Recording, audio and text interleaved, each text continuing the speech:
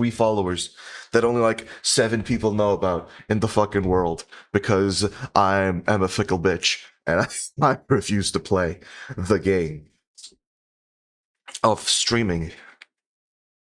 So you know, it is kind of interesting how there's two sections of my brain that are fighting. One is like, oh, why do I struggle to grow? Is it because I'm a shit streamer or so on? Blah blah blah blah blah. And then the other one's like, yeah, stream the most obscure topics that no one knows about. That's good. Oh yeah, it won't get any views. Oh, I don't give a shit. Gee, I wonder why. Anyways, done. There we go. That was like 11 minutes. I did also set something up. I do have a stream auto uploader, but I think what I'm going to start doing is, number one, instead of it will split the VOD based on what I split here. I will try doing that. I don't know if it'll work, but it'll be a nice experiment. And number two, when I upload them, they'll be uploaded as unlisted into a playlist, so everyone can check them out even before I set up the metadata. They'll only be published when I set up the metadata, but if you just want to see what the fuck it is, then it'll be right there. Something about that. Anyways. I'm gonna drink some water now. Apparently YouTube updated its quota, too, for uploads. Before it was like you could do like 6 uploads via the API, now it's 100. So, you know, that's nice. Is that what's screaming me? Anyways, Frontier of Demand. Let's see. This one, I don't know much about. I know enough to the point where I know Kooky. Of course you did. Of course I did Kooky. We'll get back to that. Because now you took too long and now we're going to be starting a game. So, you know. Truly unfortunate. We fucking took too long. We'll have to wait until the next chill session. It says the title. Yeah, it says the title. Yeah, it says the title. Sorry, bud.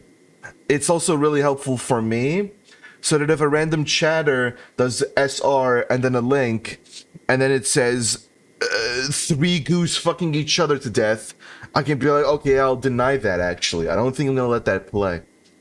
So, yeah. It's useful to me. I mean, also, realistically speaking, it says it here too, and it even says you requested it, so I can be like, I'm going to ban this track actually, but yeah. Okay, these sounds, I am not doing anything. Why is it? Okay, chill out. What am I doing with these sounds? All right. Is it set up? Right. Oh yeah, also this is, I did launch it, see if it works, but beyond that, I didn't. So I know the start does this does this, and this does this. But I know this does something else. I don't know what it does because I closed the moment it didn't do this. But I can go time, this, and these are suffix hertz. Yeah. I guess the computer doesn't like it. Anyways.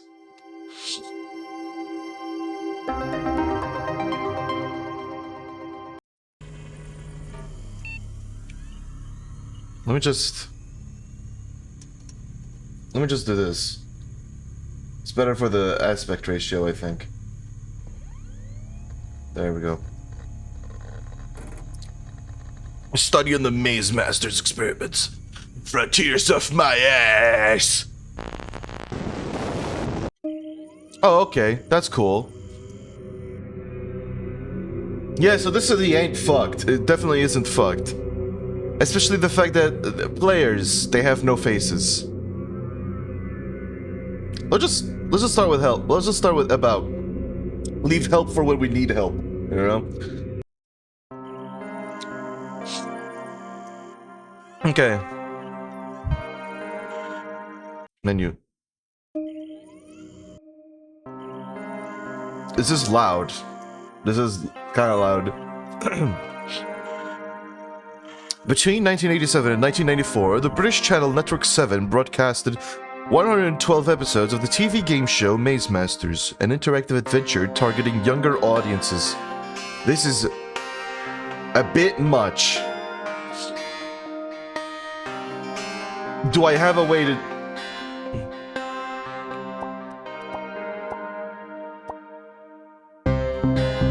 Let me just... This is a bit intense for just reading text.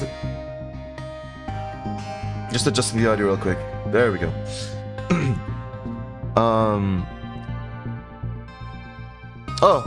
Oh yeah, Babbit. Look at him, it's Babbit going up the door. Produced by Third Eye Pictures Studio. Produced by Third Eye Pictures Studio during 8 seasons, Maze Masters was an adventure role-playing game staging groups of teenagers trapped inside a castle. With the cards. Whoa. It's like fucking Jigsaw, but for kids. Oh, it's an animated show thing for the castle. God. Bertram, the dungeon master, selected the adventurer who would put on a helmet which partially blinded them. Oh, okay, thanks, Bertram. How's your face, Bertram? Your face is looking a bit... Yeah, this game didn't really wait that long before it immediately threw a fucking thing into the loop, huh? Jesus. Next. In theory, this contestant could only see their feet and nothing of the world around. Let's see. Yeah, that'll do it.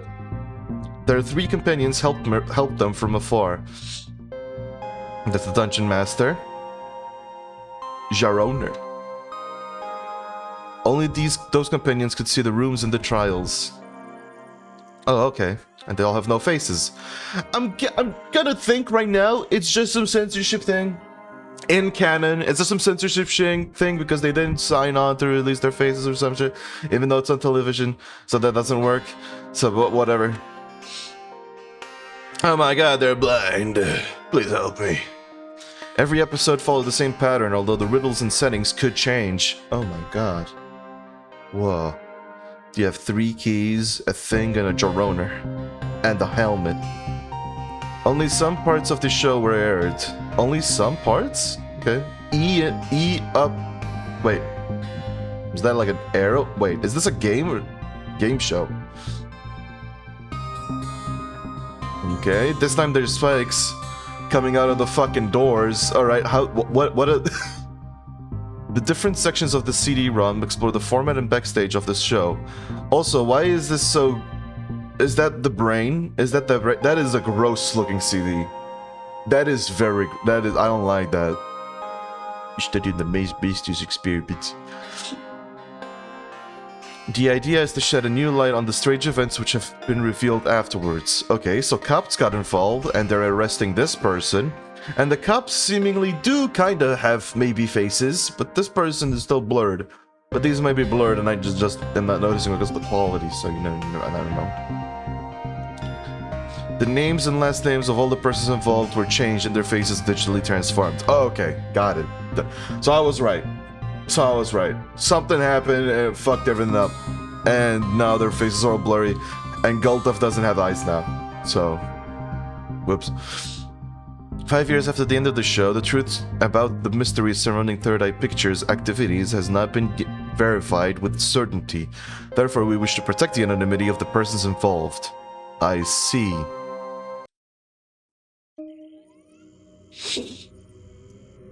Interesting on the back menu, but like, both of them presumably send me here. Anyways. Players, I guess. Now we know about the show, and we know something happened. And there was a court case about it, so, Probably because of the fucking spikes him get in the rooms. Oh yeah, I accidentally impaled my child while playing this game show. Who is this? Who is this? I see you. I see your fucking face. There's players. Oh, that's why the back in the back. Okay. Whoa. We are delighted to... there's a star here. Closed slip. Transmitted. So you got casting the dungeon master with no eyes, but the rest of the face is there. All right. Controversies. Now we're only blurring the. Now we're only just removing the eyes. All right. And the Bristol kids. I don't like how specific that is. How's the casting? The children chosen to take part in the show were selected according to a particular process.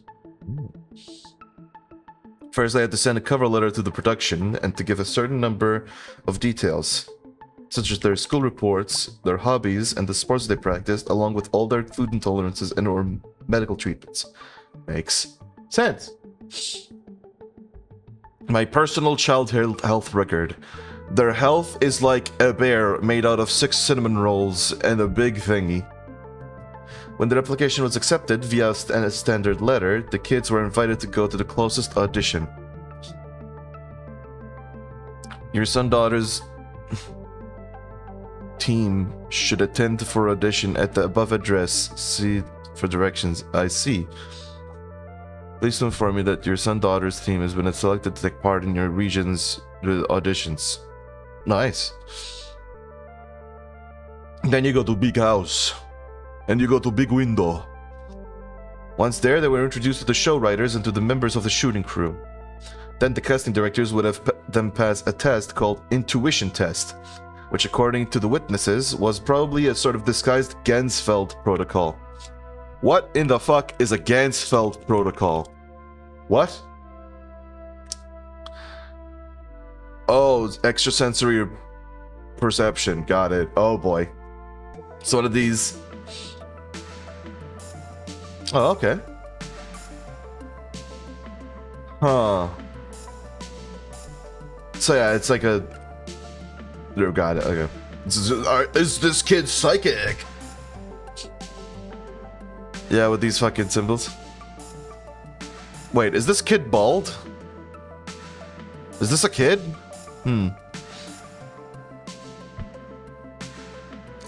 Gans... Oh yeah, it also says Gansfeld.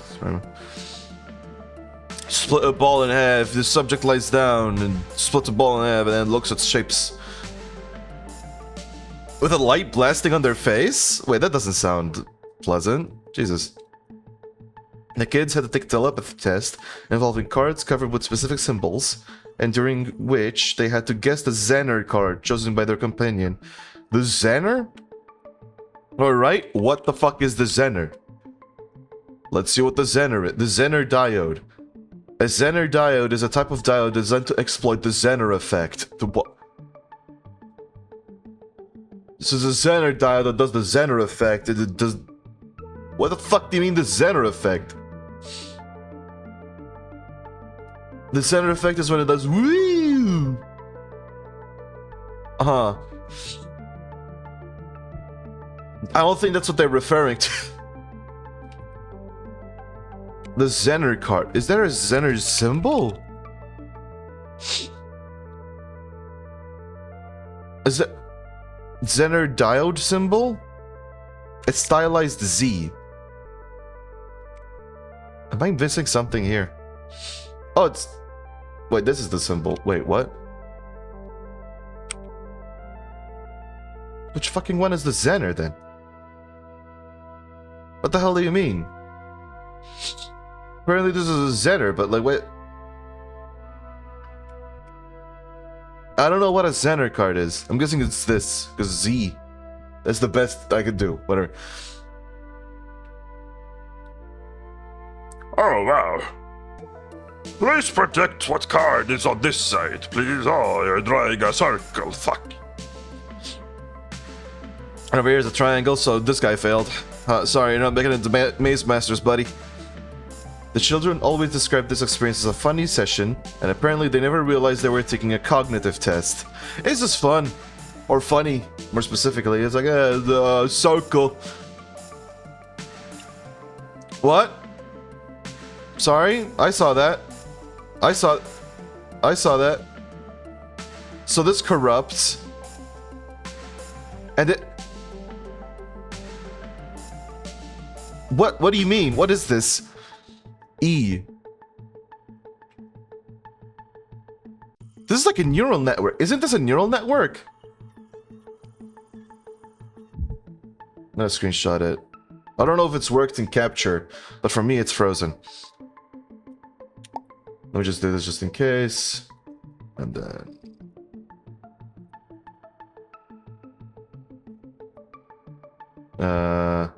home. Screenshots. Boom. Look at all this fucking bullshit. Bro. My god. Can I not fucking open an image? Dun, dun.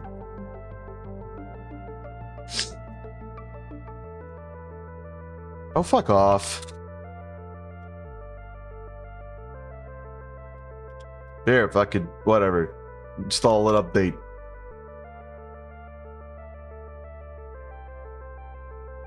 I don't know how long this will take, but it shouldn't take that long.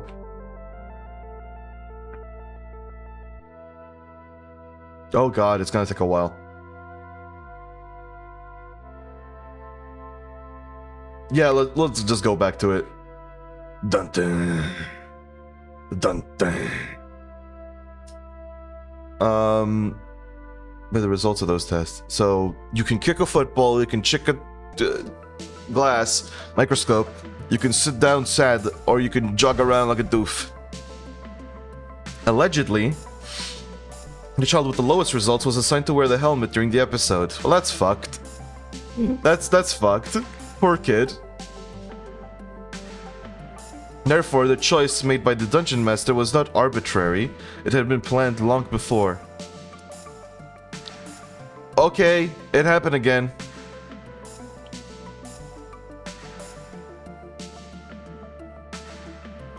The text is just le de which I don't know what that means. A few days later, the kids would receive a phone call telling them if they were selected or not. This thing is gonna take a fucking sweet ass time. Just what else can I open it with? Let's open it with Firefox, fuck it. Alright. So let's open these while this installs existence. Open with Firefox. So this one is cognitive. Yeah, this is like a neural. This is like a neural network. You have the E, the drawn E, and then it gets processed and then classified as an actual E. This is the decision. I think it says decision demon, which what the fuck? This the cognitive demons? Wait, is it just saying demons? Feature demons, cognitive demons, decision demon. I don't think that says demons, but like that's the only word I can read. It's demons. But it should be neurons. Are they doing neural networks, but where the neurons are demons? That the... And this is vocal naming, visual recognition.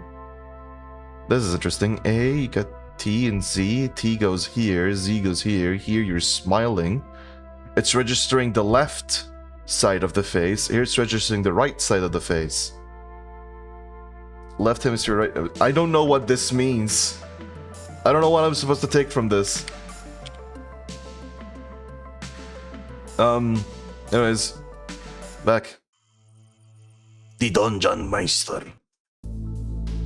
Who was this man? Oh my god, this is loud. Holy shit. Bertram was a main figure in this adventure. He was both a companion and a potential threat. Damn. His objective was to help the players when they needed assistance and to make their journey harder if they sailed through the challenges. Did whoever make this like 3D model everything? Because what the fuck?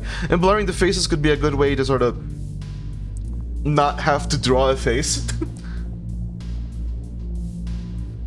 But outside of that, like, there's no way this is like actually acted, right? That would be ridiculous. He knew by heart all the rules of the game, and he... Wait, did I read this one? His objective was to help the players when they needed assistance and to make their journey harder if they sailed through the challenges. He knew by heart all the rules of the game, and he had access to the solutions of all the riddles of the castle. As the Dungeon Master, Bertram controlled the game's rhythm. In case of conflict, he was the only judge entitled to decide. However, several members of the studio asserted that he was wearing an earpiece during the shootings. Probably, that makes sense. I mean, he's a Dungeon Master, you know? That makes sense to me. Bertram is an iconic character of the show, and he left his mark on a whole generation of young viewers. Especially that fucking face, Jesus Christ. The blurring is getting spooky. Although the investigation revealed that he knew nothing about Third Eye Pictures' doings, Bertram got himself noticed for other reasons. So Third Eye Picture was doing some weird wacky bullshit. Got it. Several letters of complaint were sent to Network 7's headquarters, reporting the fainting fits, migraines, and headaches affecting some children. Based on specifically Bertram? So Bertram was just giving children, specifically children who are watching the TV show, migraines, headaches, and children? And not children. Fainting fits, migraines, and headaches for children. Then give them children. Turns on television, there's suddenly a kid in front of it, screams. His eyes. Does his eyes do that? Those incidents mostly happened when the actor would perform the Bertram stare during the final shot of the episodes. Oh. The Bertram stare. Okay.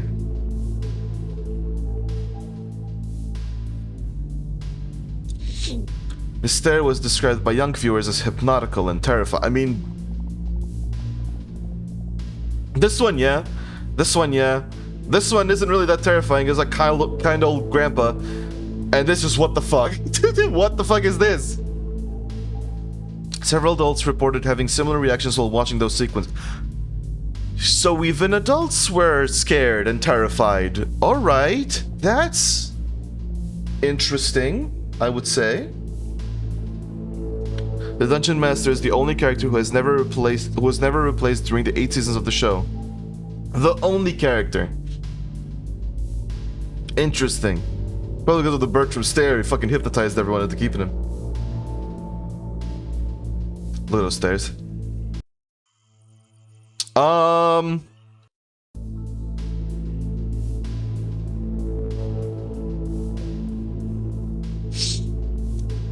Yeah, I'm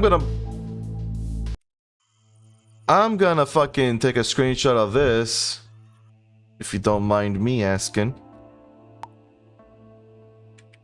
I'll fucking do that. Thank you very much. What the fuck happened here?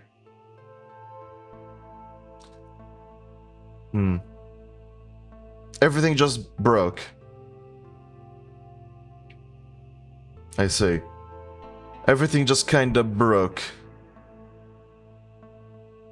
That doesn't help out, but it is something. Now on to the spicy stuff. The controversies. What the fuck?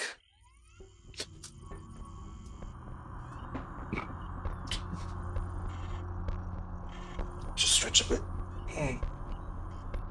During the game, the children seemed delighted and positively affected the show. Nice. They do look happy. Dungeon Master looks ominous in the background there. The audience ratings were among the best of the channel, and the show even won several prizes. Thanks, notably, to the wonderful work of the writers' crew and of the artist in charge of the show's artistic direction. It does look really awesome. You got a little monk. You got 3 things. You got a person. Oh, wow. They put the fucking screen in here. But it's evident that this is like from something else. Oh, they're arranging the umbrella there. Just making sure. As for the different experimental protocols, they were always so subtle and so well designed that there was never any suspicion. And they never disturbed the kids in the short and medium term. What do you mean? First of all, what the fuck are the different experimental protocols? Secondly, what about the long term? What the fuck were y'all doing here? Home. At the end of each adventure, the kids would receive a certificate on which was written a text supposed to cleanse the different parapsychic suggestions to which they had been exposed. Oh, Sunset of Seven... I don't know if I want... oh no. It's okay. So they were... Okay, so they were presumably getting affected by the paranormal. Oh god. Fun fact, by the way, I had to remove my original not the sunglasses. My original glasses because the padding on the nose off of one broke. And genuinely, it hurts. Like that piece of metal scraping against your nose. Oh boy, it adds up. It over time. At first, it's fine. Give it an hour, you'll start being like, I need to get this thing off my face. It's interesting how much a little piece of padding can make a thing, can like make or break glasses. There we go.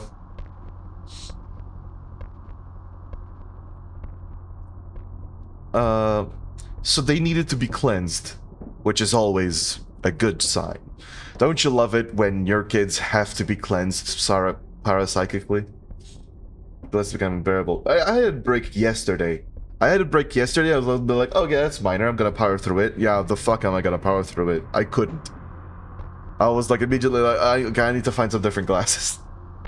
And so I used these instead. Anyways. Yeah, so that... okay. So they needed to cleanse the parapsychic suggestions, which is... and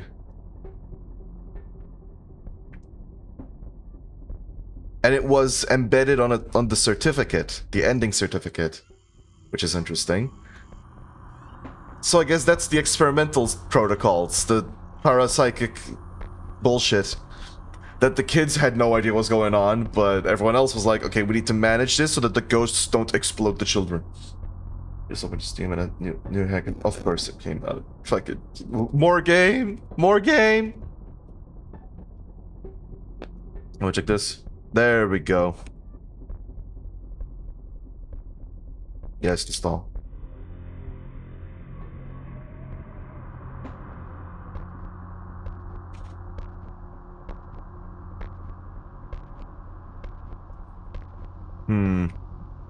So does this work now? Yeah, it does. Nice. So I can now close these. Nice. And I can just open the screenshots directly. Got it. Beautiful. Just...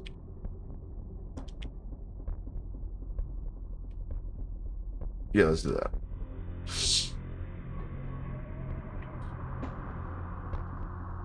Although we do not know the exact number of accidents which occurred, 2 of them have been certified. We don't know the exact number. Oh. What the fuck is that? Why is there a kid just in a blue room? And the weapon seems to... The first one involves prototype number 2. What the fuck am I looking at? What is that? It's like a face being melted together with a helmet that's also melting, but... Prototype number... is that prototype number 2? This version of the helmet made it possible to show the adventurer's mental health in real time. Huh? How the fuck does that work? The adventurer's mental health in real time? Thanks to captors connected to the pulse and to the back of the kid's eye. The software was supposed to display a face which would change color according to the stress level of the player. Oh, that's... oh, okay. I'm guessing that's sensors. I don't like how it says captors, though. What do you mean captors? So they're not sensors? Oh, that's good. That's a good face. Hey, let's just show this face to kids. How stressed is the kid out? This stressed.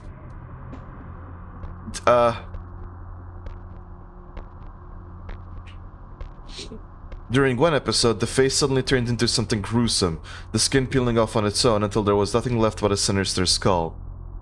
What the fuck? How do you have that happen accidentally? Oh, okay, that's cool. Hey, how's the kid? Are they good? What the fuck? The kid wearing the helmet started to cry uncontrollably, and the episode had to be stopped in order to remove the device from the helmet. Oh, that's good. So they had a helmet that could detect mental health using captors. And seemingly one time it malfunctioned and caused the kid to have a mental breakdown. Either that or the kid was going to have a mental breakdown and the icon turned into something they didn't expect because they're using some parapsychic bullshit here. The second incident is even more striking and apparently was not related to the helmet itself, since no particular device had been integrated during this episode. Okay. In the course of a discussion with the jester, the player suddenly had an important nosebleed beneath the helmet. It is fucked that the person involved in all this shit cannot see anything. They're just forced to deal with everything. An important nosebleed. So, a dangerous one? The so-called nosebleed episode turned out to be the starting point of the problems related to the jester. See the jester incident. What? Oh my god, the hands are covered in blood. Okay, what the fuck? Nosebleed episode. Yeah, I guess we'll just try and find the jester and see where the fuck we end up, I suppose. Anyways, the Bristol kids.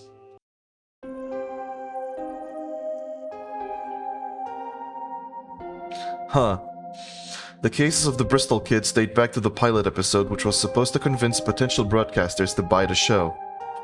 The contestants were around 14 years old at the time of the shooting. That's one way to...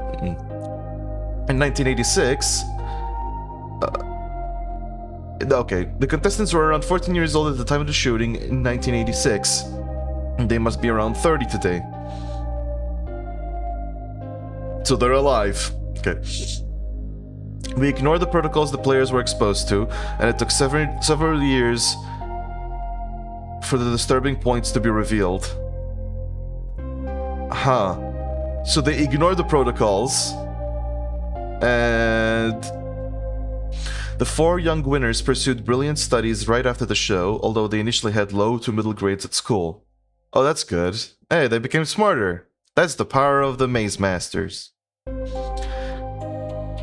They all developed particular skills in biology and maths, so much that they skipped several years and joined special curriculums. Damn, okay. This must be some of that parapsychic bullshit, isn't it? Look at those brains. The most disturbing element is that those young people did not know each other before the show, and they did not keep in touch in any particular way after the shooting. They just all individually developed these skills. Eventually, in 1986, the four former contestants were invited all together and by chance to the prize-giving ceremony of a mathematics award, and that is where they connected the dots. Oh, when they were adults. Proving the connection with the show would ultimately involve some speculations, but their participation to the Maze Masters pilot episode is the only common point between those four gifted persons. So, Maze Masters made them very smart. That doesn't seem too disturbing, it seems pretty good. Have everyone participate on Maze Masters. Got a couple of geniuses. I guess it's disturbing the fact that it happened in the first place. How, you know? Are you fucking with their brains, you know? Okay, here, this person's head seems to be exploding into red miles, so that I wouldn't want to do that. No similar event has been reported with other contestants. So only for the Bristol kids, who became really smart after playing in the trial version, without any precautions. This music's nice, by the way.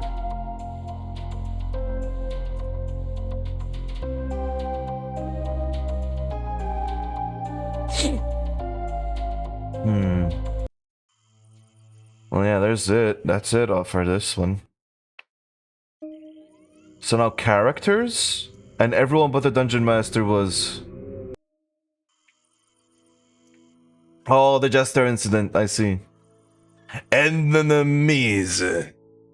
Allies. Please show me the allies. I mean, if they had to change the entire cast every episode, that probably became expensive. Allies. During their adventure, the groups would meet several allies willing to help them. Okay, what the fuck is happening with the blurring? Now nothing's getting blurred, but the eyes have some weird glitchy bullshit in them. In addition to the Dungeon Master, they could rely on the assistance of Maldor the Chamberlain, who had a squished face. He could be prankish and slightly terrifying, but he never refused to help the adventurers. And here you're barely even blurring his face. Like, his eyes are kind of weird, but that's it. Easily identifiable with his red gown and his crown of white hair, his help often appeared as clues related to the forthcoming riddles.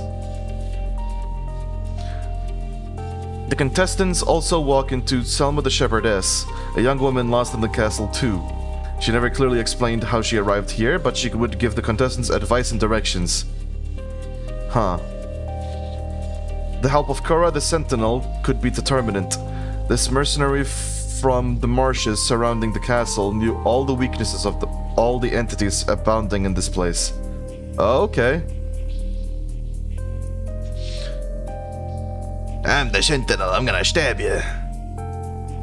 I have the pyramid. Other characters would appear occasionally. Garen the Apothecary, mischievous and wily. Alina, the Crimson Princess, the only bearer of the Crystal Rings. The character list is still long. Melvadesh the Groom, Keeper of the Dragon's Eyes, King Khan's servant. Bagat the Innkeeper, well versed in the gossips going around the castle. How many fucking people were in this show? This is all in one episode? Oswald, King Khan's counselor, compulsive gambler but faithful advisor. Sulcus, the shapeshifter elf. We do not know any of his other forms. Alright.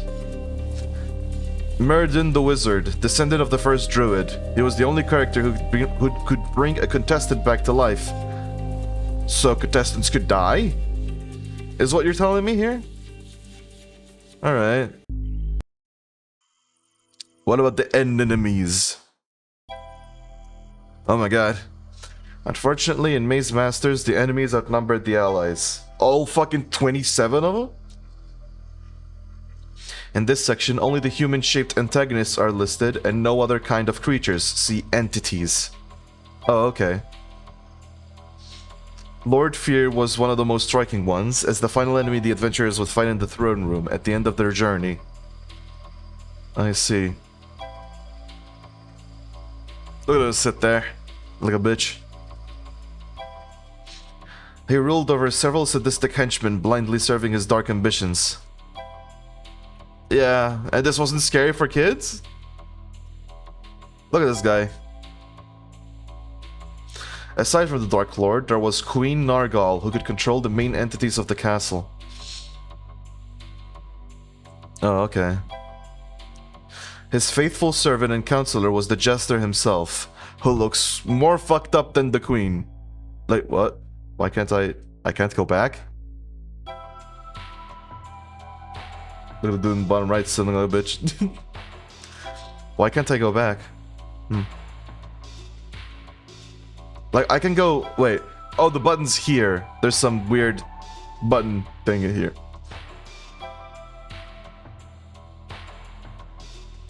As from Season 4, new enemies would appear in the show.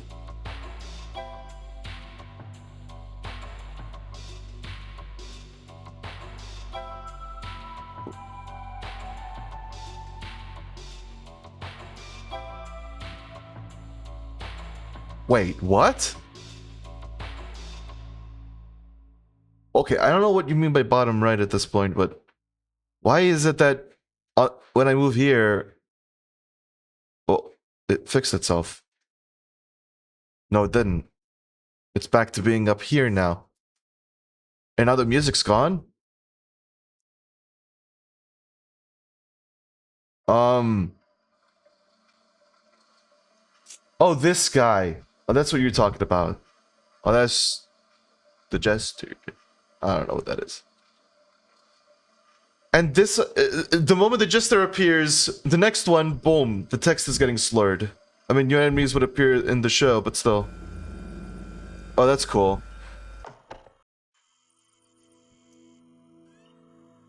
Oh, that's cool.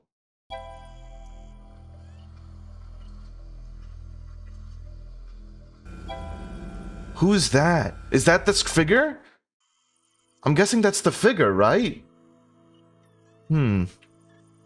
Cast turnover. Oh, that's a good... Okay. Good start to the music. Although the incidents related to the cast of the show remain quite minor, they are no less noteworthy considering the evolutions discovered later. Huh. It appeared that some actors got so lost in their roles that they were unable to break the character. Uh-huh. The actress playing Liliana was found asleep on an unsettled horse somewhere in London's suburbs. Oh, okay. And the music's intense. And the performer playing Watan the Wizard set his garage on fire while trying to find the Philosopher's Stone. Alright. Yet the cast turnover certainly remains the most curious element. Except for a few rare exceptions, most of the actors refused to keep their roles after their first shooting. Many reasons were mentioned, but the most common one was related to issues with the catering on the set, and in particular with the presence of something in the meat. Something in the meat, huh? Alright. Sorry, what? No. No. Let's not skip over the something in the meat. Hold on. Hold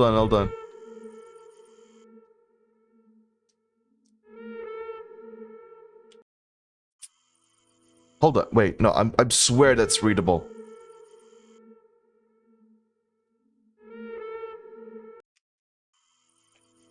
I swear that is fucking readable.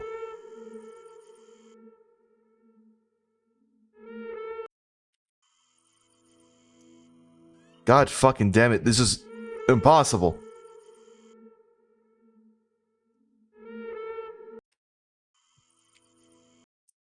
Hold on, I swear. There we go. I think I got it. Okay. Beaucoup, it becomes French, I think. Yeah, it becomes French. Look at it. Beaucoup de raisons on the... I don't understand French. I don't know why it went French on me, but...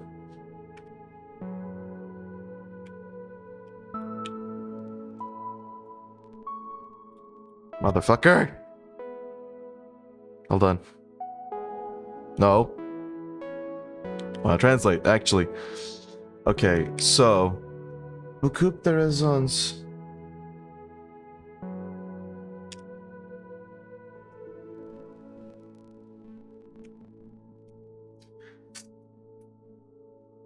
Und...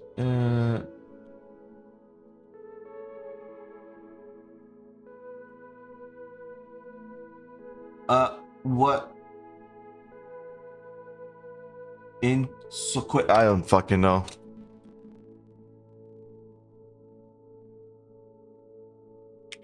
Did I do that correctly?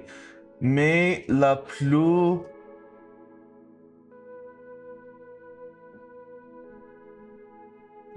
fréquente.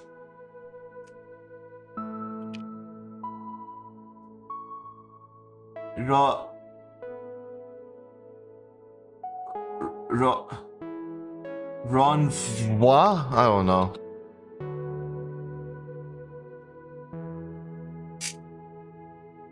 Verse de...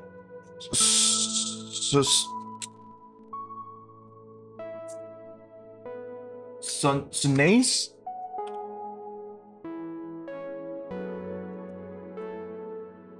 Avec le catering de...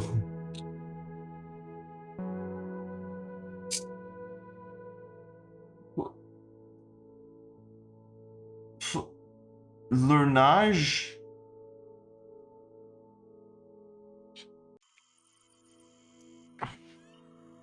Current.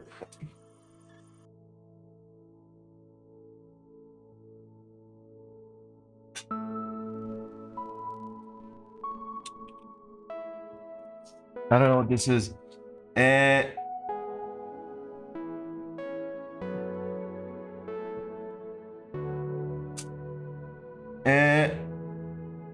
Actually, wait.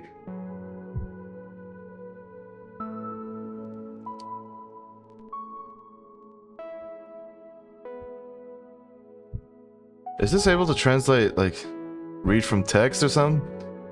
I don't know if it can, but...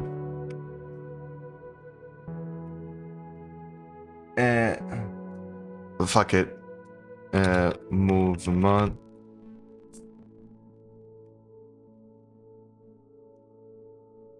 Alla presene. Alla presene. The quelque...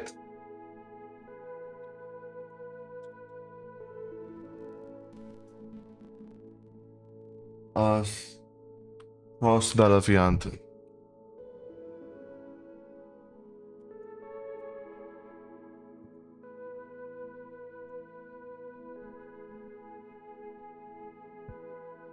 Oh, first of all, by the way, I'd like to say I have no faith that I typed that correctly. So I don't know how the fuck it's translating it so well. But many reasons were cited, but the most frequent one points to issues with the filming catering and rumors about the presence of something in the meat, which matches what we just read. But that's nuts, the fact that it could read... I'm pretty sure this isn't a word. Insaques? Is that a word? It's not a word. What? How did it do this? How the fuck did it do this? So that's just the French version of the final message. Got it. Interesting. Jester incident. Okay. All right.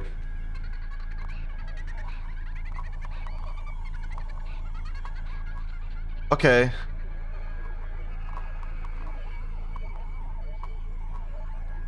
What the fuck is the Jester incident? What is this?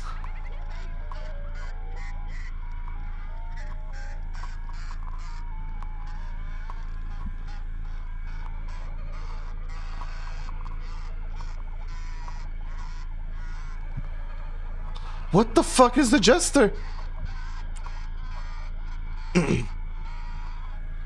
What the fuck is up with the Jester?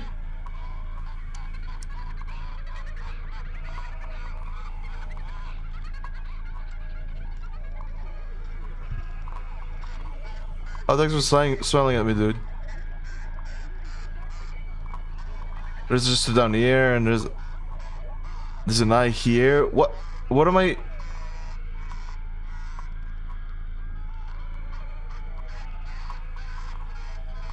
Okay. So that's the Jester incident. It's 9 buttons of the Jester freaking out at you. That's nice. Anyways, rooms. Lethal rooms. Alright. Safe rooms. Let's start safe rooms first. Enigma rooms, encounter rooms, empty rooms, and healing rooms. Oh. Enigma rooms. Although there are many dangerous rooms in Main's Masters, the adventurers could take a break in some of them. And these ones were puzzle rooms. I take it. The first ones were called Enigma rooms, and they were of all sorts. That's ghost backwards. Immediately read that. Maths, riddles, brain teasers, rebus puzzle, or anagrams. In those rooms, the 3 assistant players could be particularly useful. Solve the cube. Bertram would only give clues if the team manifested signs of weakness. Manifested signs of weakness? I see. How the fuck did they design these rooms, by the way? This seems like so much stuff. Was it just green? I'm guessing it was green screened. I'm guessing that's how the show worked, actually, yeah. It was all green screen, and the kid was walking around in a green screen studio. Because they're blind, they couldn't see any of this, and the other contestants could see the actual room, like, with the effect and so on. And that's the trick. Which is a pretty clever trick. Anyways, once they manifested signs of weakness, it'd give them a hint. They'd probably explode. Encounter rooms. Encounter rooms were rooms where the bearer of the helmet would meet a character or a peaceful creature. So this is nice. He's like, hello, I am the giant head of old. On a very few occasions, an enigma room could serve as an encounter room. Oh. Well. And there's the jester. Alright. That's not good. Considering the jester seems to be breaking this game. Empty rooms. Empty rooms were statistically very rare, but they could still be found from time to time. They could be mistaken for the rooms inhabited by wall monsters. Although they could offer a short break, they were neglected by the adventurers, who never stayed there for long.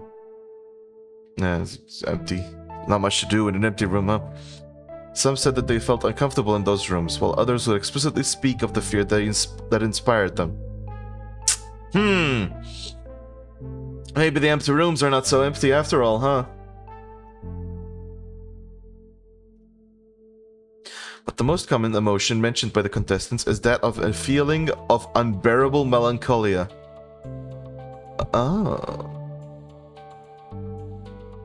Interesting. Yeah, that sounds like a ghosty emotion, I'd say. Despite their very young age, the contestants said that they experienced the emotions of an old person on the verge of death. Did you quote them? Did you quote them when they said that? They said an old person on the verge of death?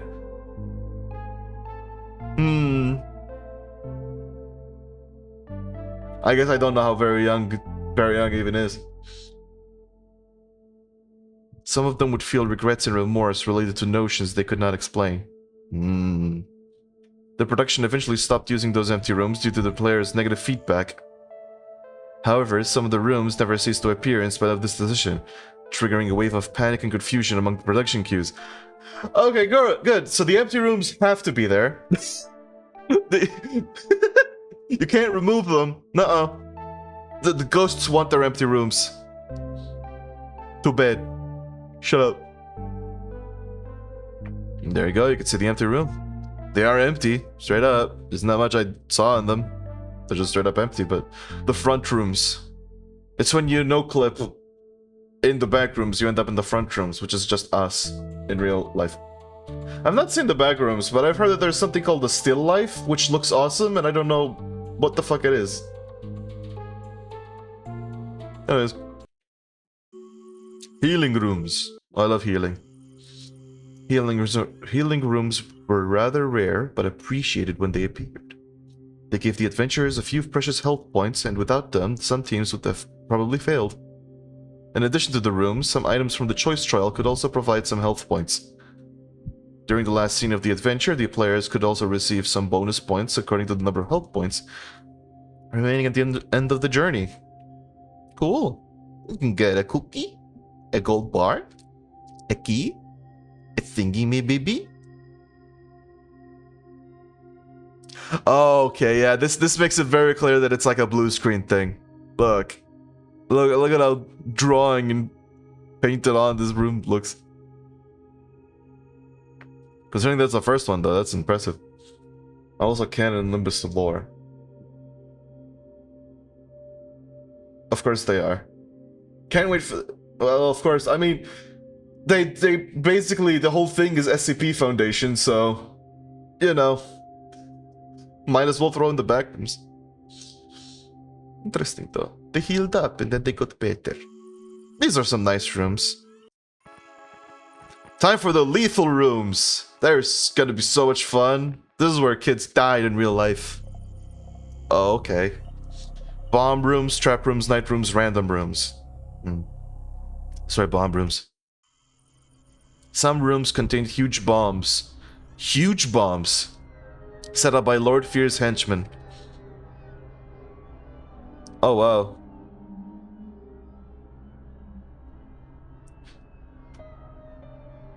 If a player stepped into one of those rooms, their friends had only 30 seconds to guide the player towards the closest exit. Oh yeah, right. Because you can't see shit. Oh yeah, and the mental healthometer, you can see it's a skull. So was this during the incident that happened? I'm guessing that's why the kid started fucking crying then. Yeah, like a kid, hey, you're in a bomb room, you're gonna die in 30 seconds. You gotta run. Imagine if this is like the end of 30 seconds. Yeah, they would be freaking out.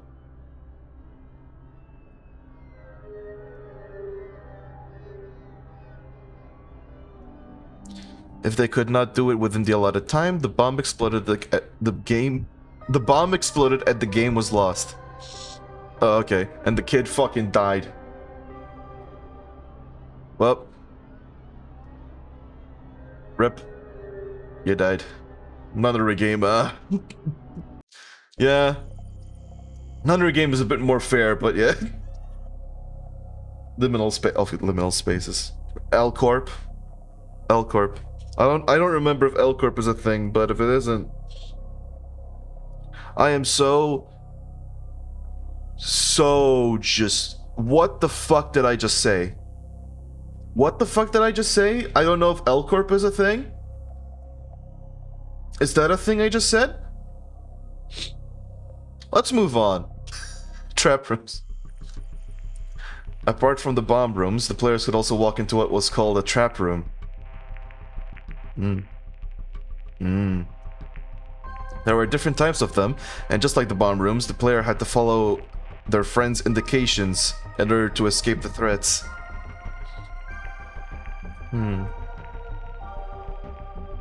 Circular saws, blades tied to pendulums, huge gaps in the ground. There were a great number of threats.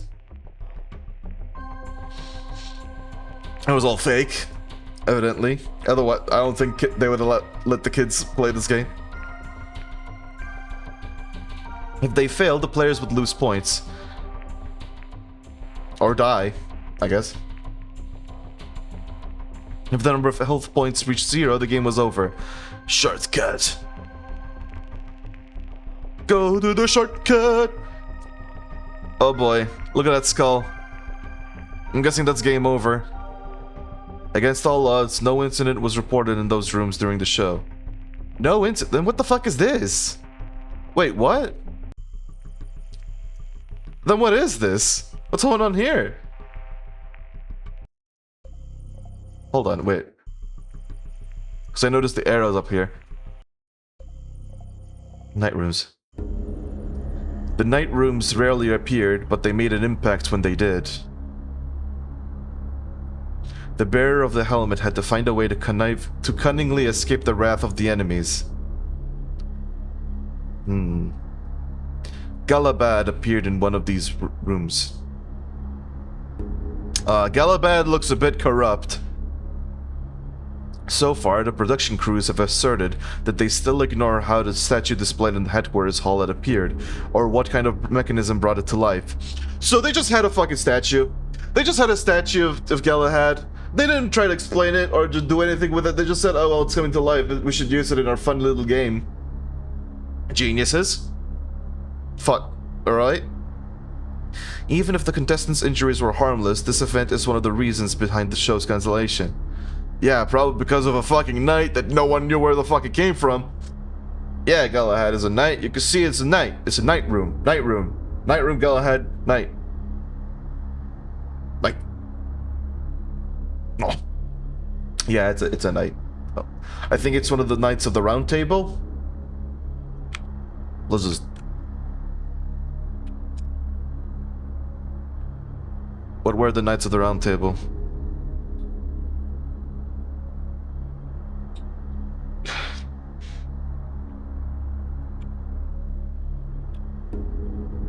Yeah, Galahad, there you go.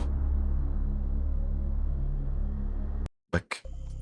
Random rooms. The random rooms are the least documented rooms since none of them was aired on TV. They looked more or less like normal rooms, and the only feature that would set them apart was the apparition of specific enemies in those rooms. Huh. Wait, none of them were aired on TV? Huh. Roland an image of... Gee, I wonder what's gonna happen. The only random room which could be recorded off-air was the one containing the pit brain, as it was called by those who mentioned it. Nonetheless, they were unable to describe their interactions with this entity. Oh, cool! So, random rooms were never displayed live. The only example of a random room we have at all is one that was recorded off-air with the fucking pit brain. An inexplicable brain in the pit that no one could just say anything about. Oh, that's good. That's good. That's good. Pit brain. Pit brain. Keep in mind the pit brain. Color rooms. Alright. Alright. Green rooms. Is it just me or does this Rubik's Cube look a bit squished? The gameplay of the green rooms was particularly distinctive. They were green. Green. When a contestant stepped into one of them, they had to roll a dice, and the dice itself would then appear in the room. Ah. And then it hit them big in the face. Once the why? Is it just me or does it look glitchier when it's closer? That's interesting. Once the dice rolled, it turned into a kind of portal emerging in the room. It was actually a gate which would take the player to another part of the castle, and the exact location was decided by the dice's result. This mechanism appeared in several episodes. During one episode in Season 3, the portal apparently opened the gateway to a dark and terrifying dimension. This place was systematically called the Dark Place by all the contestants who came back from it. This incident happened twice during Seasons 6 and 8. Wait. Didn't it happen in Season 3? I thought it happened in Season 3. Now it happened in Season 6 and 8? Also, I thought there were 9 episodes. Was I wrong in that? Didn't it say that the... My brain is so mixed up at this point. The feelings... And the music's gone. That's great. The feelings described by the contestants express a sudden and frightening existential angst, which would follow until the last scene of the adventure. Huh. The contestant who went to the farthest point into the heart of this dimension found what would seem to be a watchtower. He mentioned a dreadful presence overlooking from the tower, but he remained unable to define it. And it seemed like it glitched the entire sprite of whatever the fuck was happening here, so that's great. I'm guessing this is the Jester of the tower. The Tower of the Jester, I guess. Cool, so green rooms had the chance of teleporting you to a hell dimension.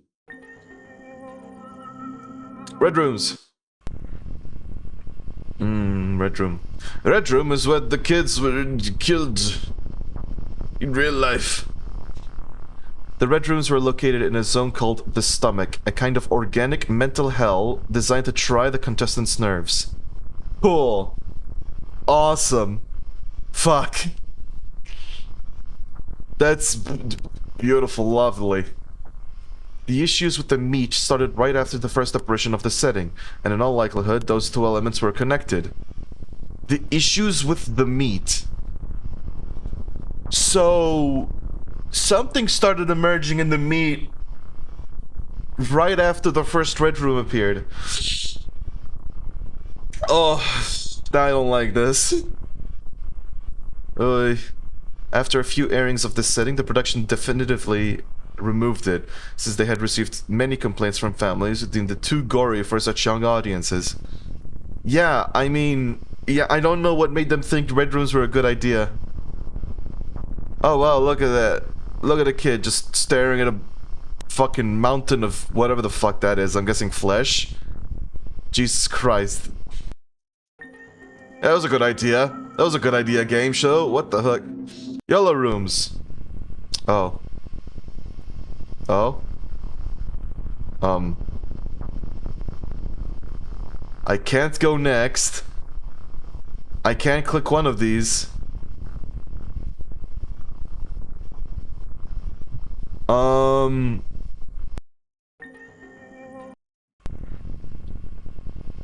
So yellow rooms are just inaccessible. Got it. Uh-huh. Okay. Okay, that doesn't bode well. And blue rooms. Up to now, the blue rooms have remained mysterious. Oh. Where the fuck are these songs coming from? There's so many songs in this thing. What? There's 9 people in the room. In what? Are these from 9 different episodes? But if so, how are they mysterious? What the fuck is this music? Created by Jay. The Jester? Huh? Created by Jay as some sort of mental trial which could only be crossed with a substantial mental health. Oh, okay. The blue rooms would trigger particular visions related to a dizzying dimension reminiscent of brutalism.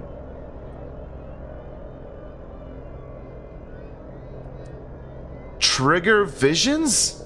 How the fuck are you triggering visions? If it's for the contestants, then I get it, but if it's for the person navigating, then what the fuck? Every contestant, even remotely fragile, could only stay there for a very few moments, and they all mentioned a heavy feeling of sadness. The corridor leading to this dimension is in itself a challenge to cross. Notably, there were cruel imps and a horrible giant with a distorted face. A distorted face, you say? Oh, that's not... Oh, Jesus Christ. Oh, that's not good for... What the hell? If the contestants managed to avoid them, they could step into the zone. Several images have been recorded, but their content makes every attempt to analyze them useless. Jay's pages on this matter seems to have disappeared from his research notebooks. Research notebooks?! What the fuck were y'all doing? What do you mean research? Holy shit. Are these... Then what the fuck were the yellow rooms? If the blue rooms were this fucking weird and mentally... fucked. Yep, still broken.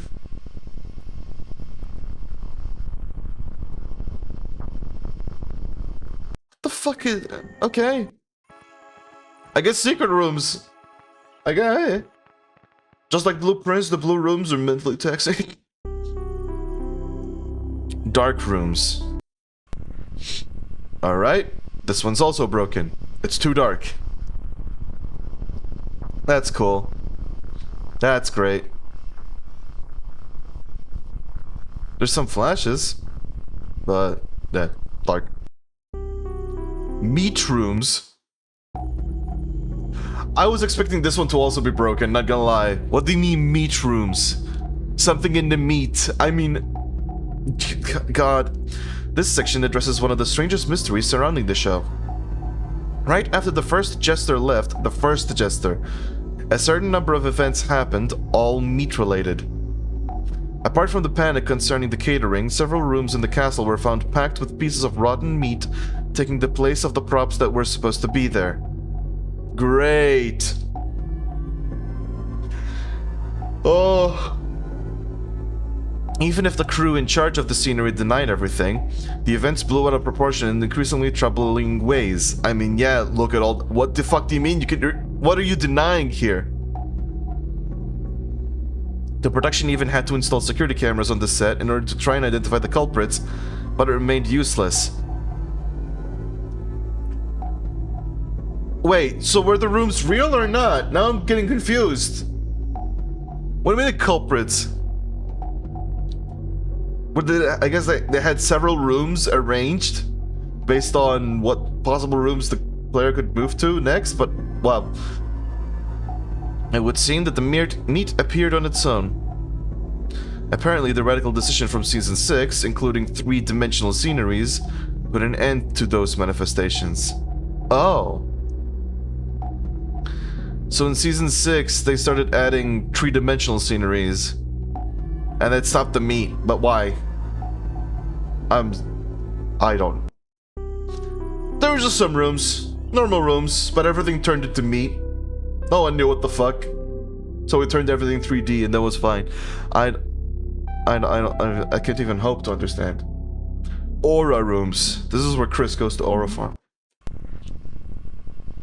The different documents found after Jay went missing prove that he was particularly interested in the aura phenomena and the Curlian effect. The Curlian effect. The fuck is the Curlian effect? Is it a real thing? Photographic techniques used to capture the phenomenon of electrical coronal discharges. If an object on a photographic plate is connected to a high voltage source, an image is produced on the photographic plate. Electrophotography and parapsychology research. Got it.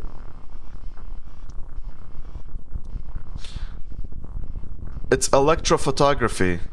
That's interesting. Huh. That's cool. Look at that.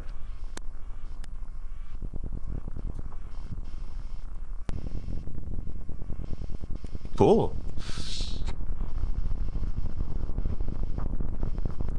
Yeah, in fact, see, like that image. Obsessed with all the alternative ways that would allow him to corroborate his theories, Jay was convinced that auras could confirm the efficiency of his protocols. So he made the protocols. This Jay, whoever Jay is, the Jester. In one of the rooms of the castle, there were special cameras which could capture and show auras on screen. Auras? Quite unexpectedly, only the aura of the room itself appeared, but no human presence was recorded by the captor.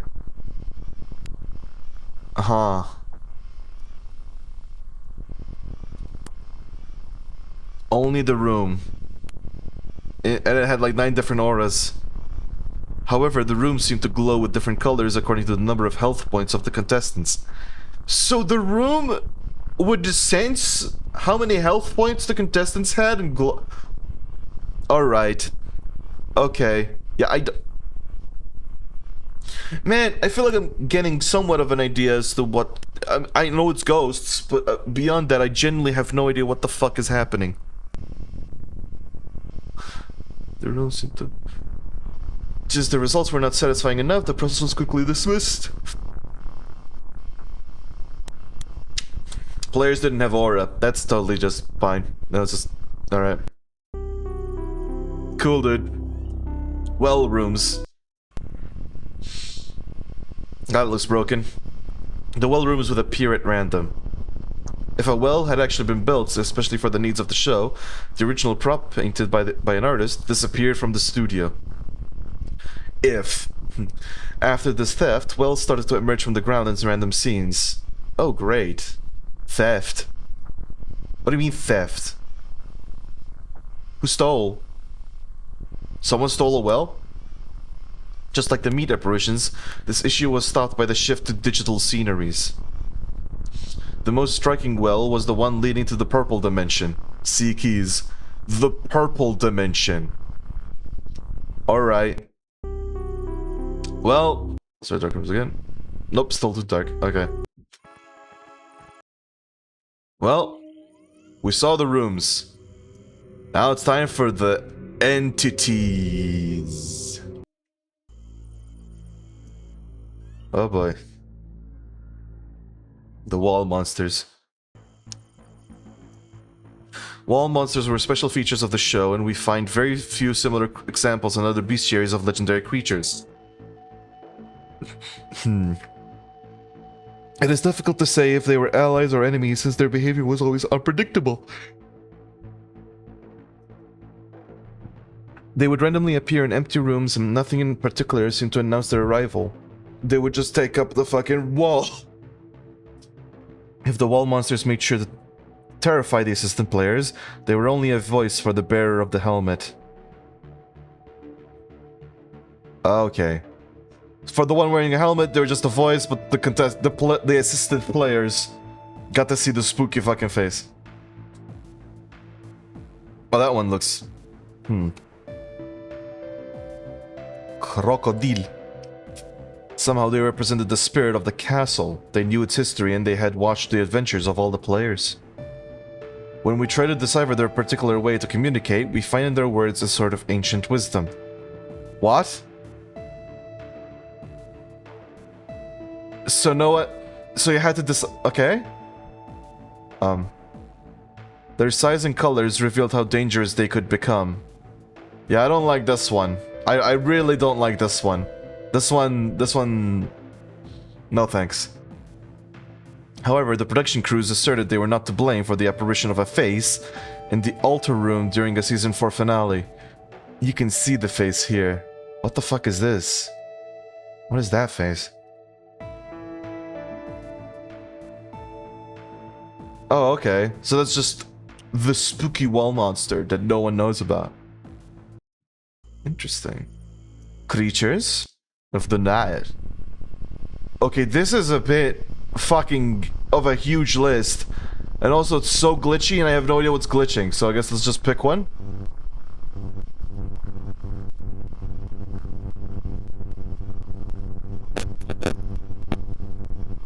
I can't click any of them.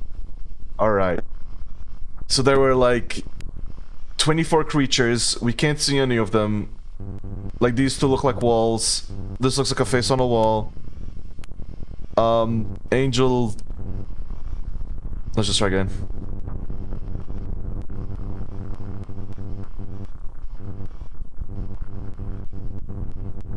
Yeah. Alright. So we can't check out the creatures. That's fucked. That's fucked up, actually. Anomalies? Oh, alright. Oh, and I can't even go back.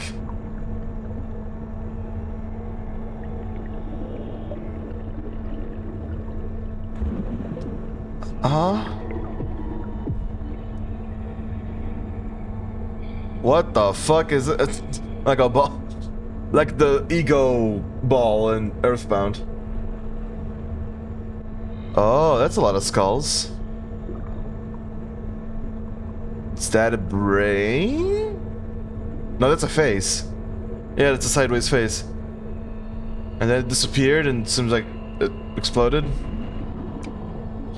Hands coming out of the walls. I don't know what that is. It's like a chunk of something.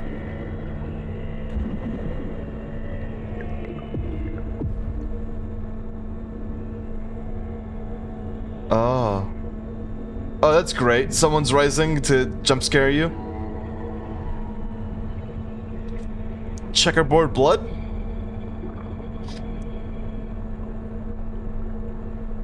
I don't know what this is. Oh, wow.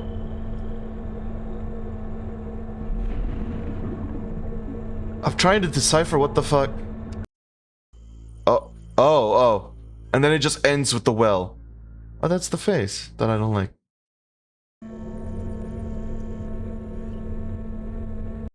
So it ends with the well. Well, that was fast. Jesus. Alright. Objects? Okay, this one we can check. Oh, there's a lot, too. Fuck. Various food. The contestants choosing food during the choice trial expressed their need for energy and motivation. Oh. Yeah, got...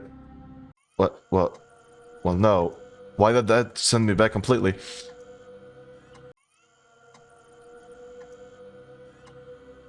So I can't go back in images? Anyways, soap? Who the fuck would pick soap? This...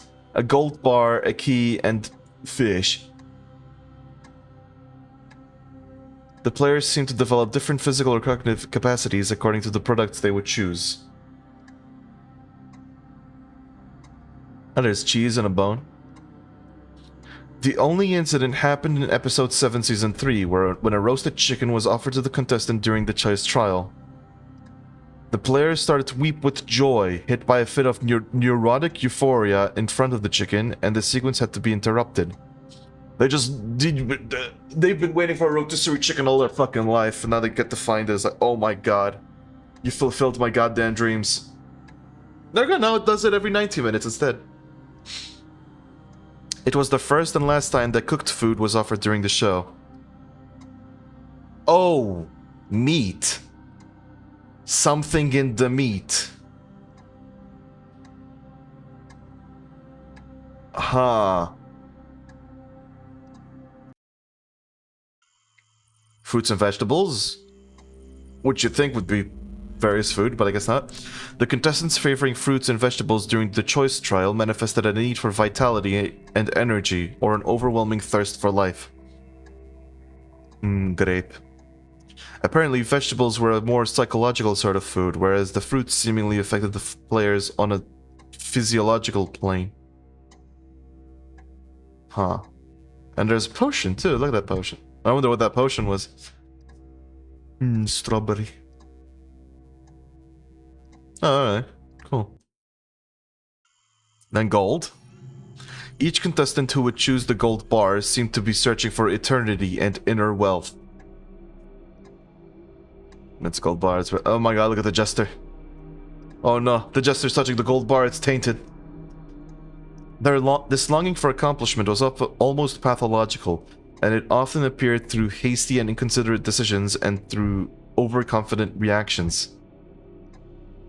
And yet, the contestants who would choose gold usually led their team to victory. Huh. I mean, yeah, gold is for the victor, baby. Of course. Then the key.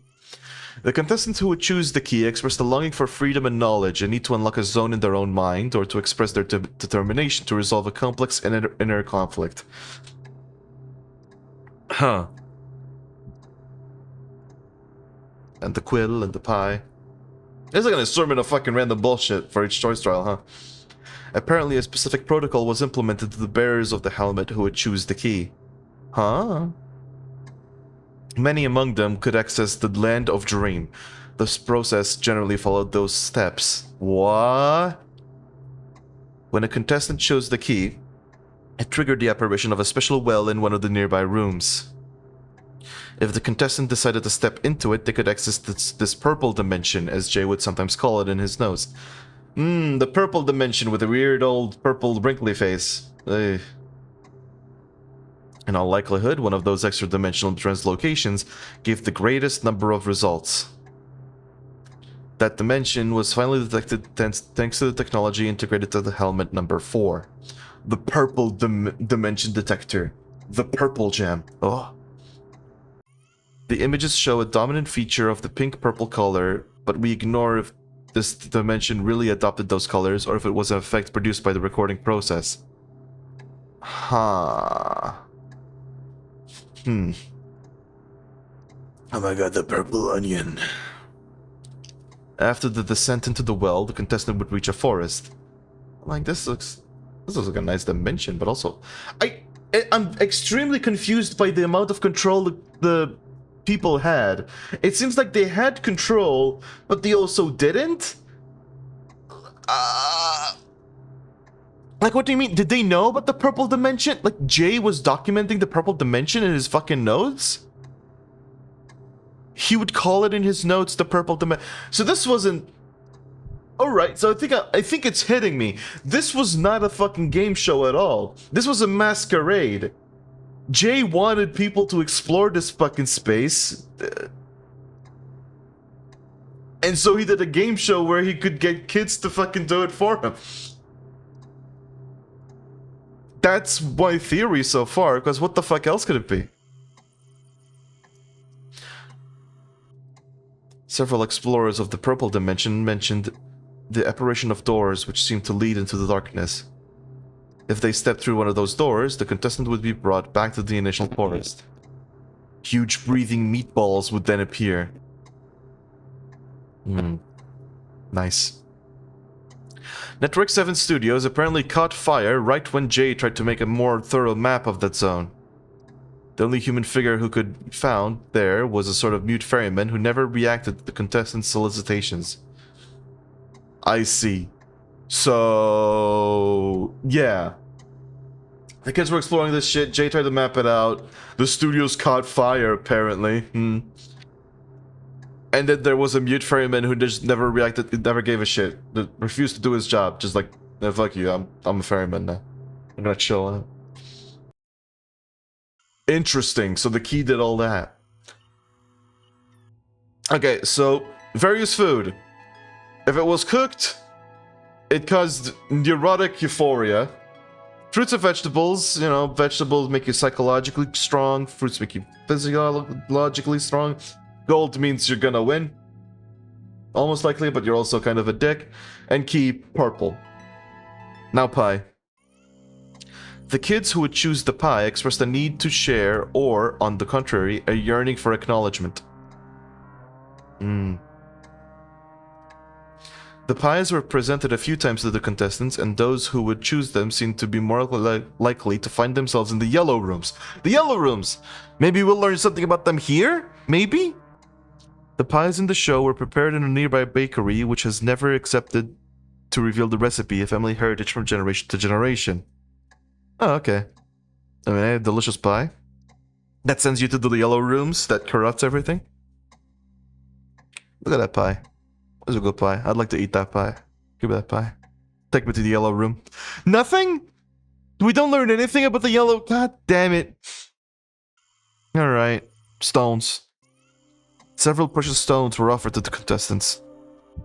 Those who would take them during the choice trial expressed through this decision a need for anchoring or for personal stability. Several stones of colors were submitted during the trials, and apparently the red ones were the stones that would trigger the greatest number of negative reactions among the contestants. I see.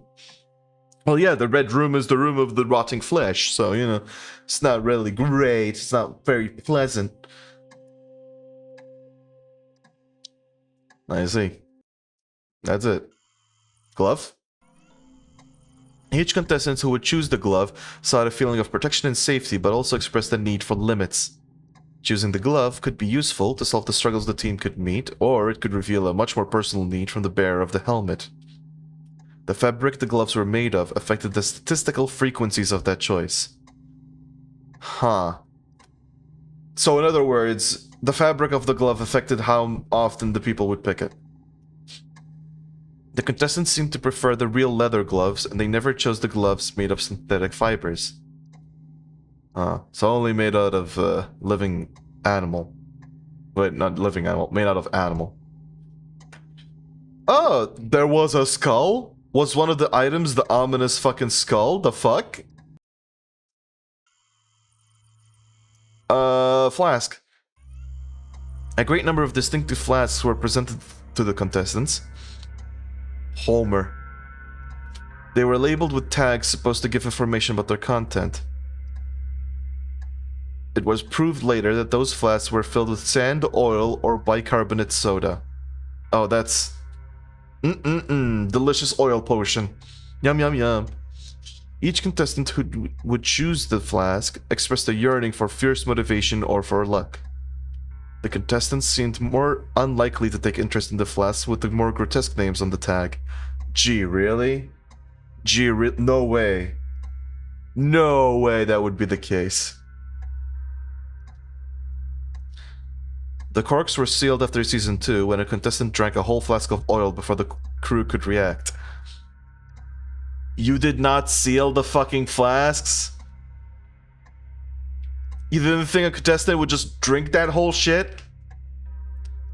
How the fuck do you even drink the whole flask of oil before you, like, you're gonna know that it's oil? Like, what? Jesus fucking Christ. Honey. Delicious honey. Honey oil. Weapon. Every weapon submitted to the contestant's choice was fake. No shit. The players who would choose a weapon were sometimes motivated by a desire for revenge or by a feeling of depreciation. Self-replication, I'm guessing? When there was a weapon on the table, it was systematically chosen. Oh, cool. Kids just love to fucking... I mean, that's fair. You give me a bunch of stuff and a weapon, I'm gonna choose a weapon to kill all those fucking monsters and shit. Worried by the message it would deliver, the production eventually decided to considerably reduce their presence until they were finally completely dismissed. Despite Jay's sharp disapproval. Sharp disapproval, huh? That the jester? I'm still like, Jay. I don't think I've heard of a Jay, apart from the jester, so... Simple. Never mind, I guess.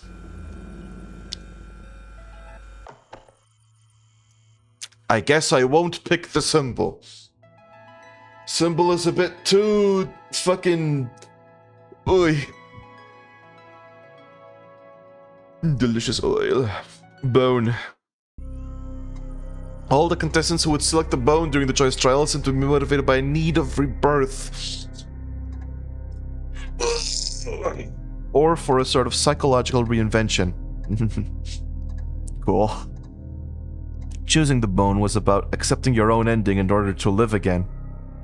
Each contestant selecting this object would often display signs of excitement and a great physical condition, along with a disconcerting ease to move around in spite of the helmet. Huh.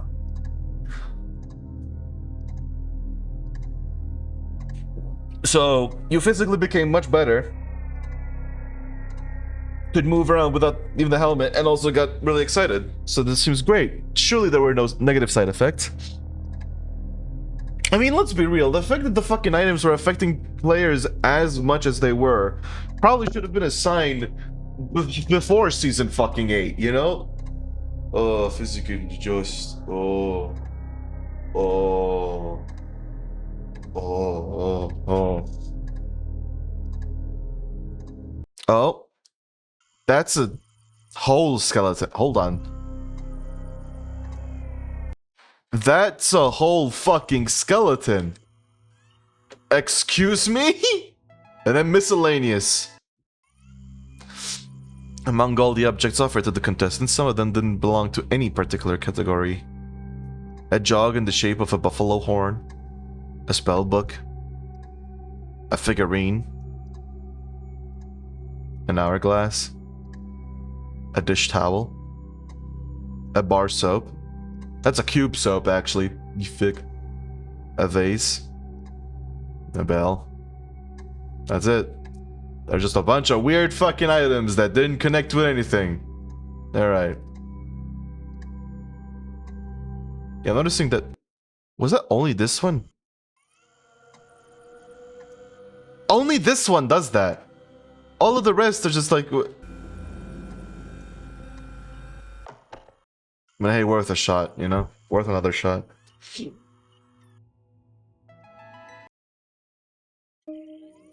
Experiments. Helmet. Oh, cool. The helmet was an experiment I can't look into. Got it. Remote viewing? Oh, that worked. Okay, cool. After Jay went missing, it appeared from the different documents which were found that he was particularly interested in experiments related to remote viewing. Look at that weird face. Stuff. Weird face. Remote Viewers, The Secret History of America's Psychic Spies. Yeah, that was definitely real. Jay was captivated by the CIA's research on this matter, and he had consulted the entirety of the research conducted by Russell Targ and Harold Puthoff at Stanford University. I'm Russell Targ. Oh wait, that face was perfectly fine. These faces are almost fine, except for the one in the middle, which, is not. In his notes, Jay mentions the mysterious Oracle project, and we believe it could be related to Protocol 12. Bro, I don't know what the fuck the protocols even are. What do you mean? During the last 3 seasons of Maze Masters, the helmet was probably equipped with a device allowing a kind of remote viewing, but no proof of results related to that research has ever been found. I see.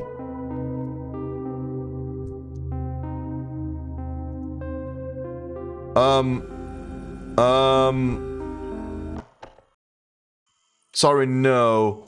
I'd like an explanation for whatever the fuck that was. Opening a door? I think I saw it like opening a door and shit. Alright. Hallucinogens?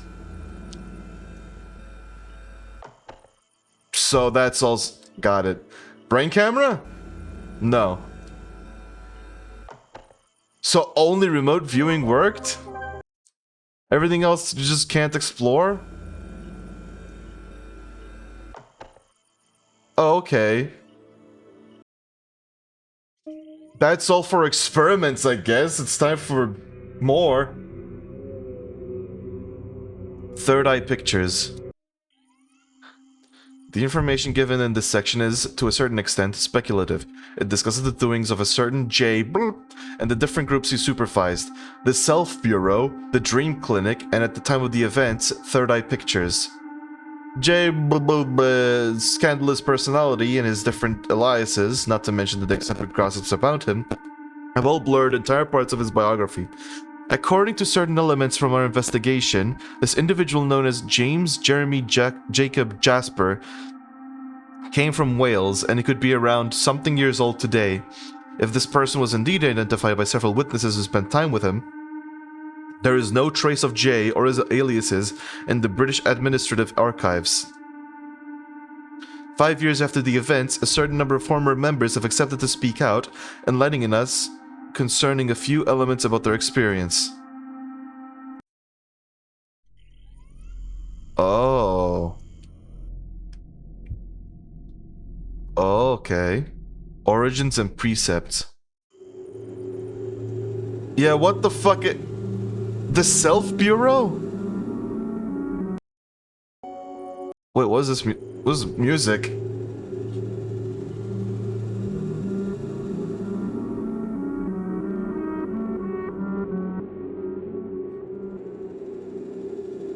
Nice.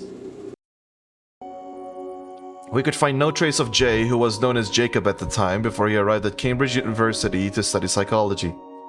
He attended the course delivered by Devin Kay, who quickly became his mentor. I'm guessing that's Devin Kay. As a specialist of altered states of consciousness, he taught Jay the fundamentals of parapsychology. We ignore the true extent of their collaboration, but it became more than an academic one. We ignore? I'm guessing that's like a wrong word.